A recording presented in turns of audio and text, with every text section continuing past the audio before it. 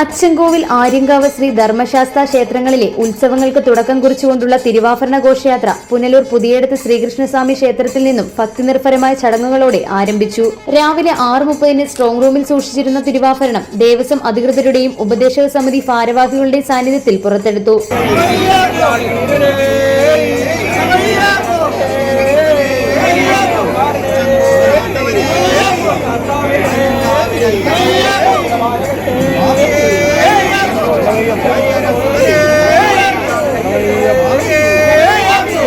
ദേവസ്വം ബോർഡിൻ്റെ എല്ലാ ഈ മേഖലയിലെ ഉദ്യോഗസ്ഥരും ഇവിടെ എത്തിയിട്ടുണ്ട്.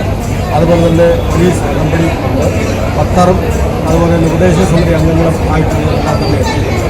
തമിഴ്നാട്ടിൽ നിന്ന് തെങ്കാശിയിൽ നിന്ന് തെങ്കാശി ക്ഷേത്രത്തിൻ്റെ പ്രതിനിധി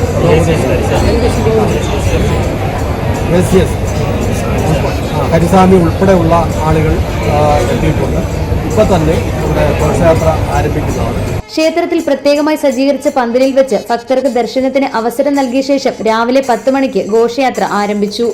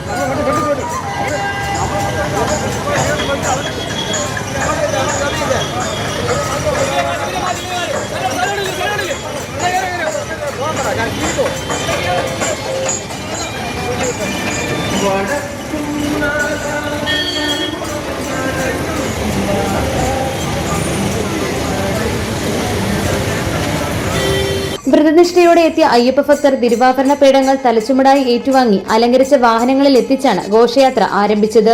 കേരള, തമിഴ്നാട് പോലീസ്, ദേവസ്വം അധികൃതർ, ക്ഷേത്ര ഉപദേശക സമിതി അംഗങ്ങൾ, നൂറുകണക്കിന് വാഹനങ്ങൾ, താലപ്പൊലി, മുത്തുക്കുട, പഞ്ചവാദ്യം, ആന എന്നിങ്ങനെ ഘോഷയാത്രയ്ക്ക് അകമ്പടി നൽകി.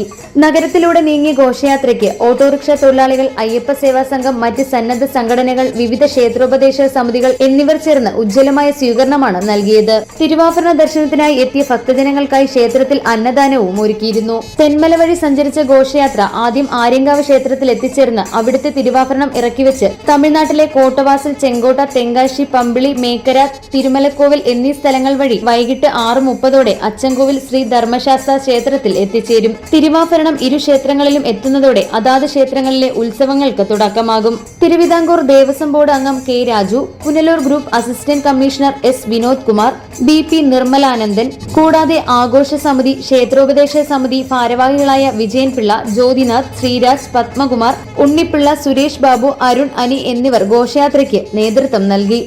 News bureau, Punalur.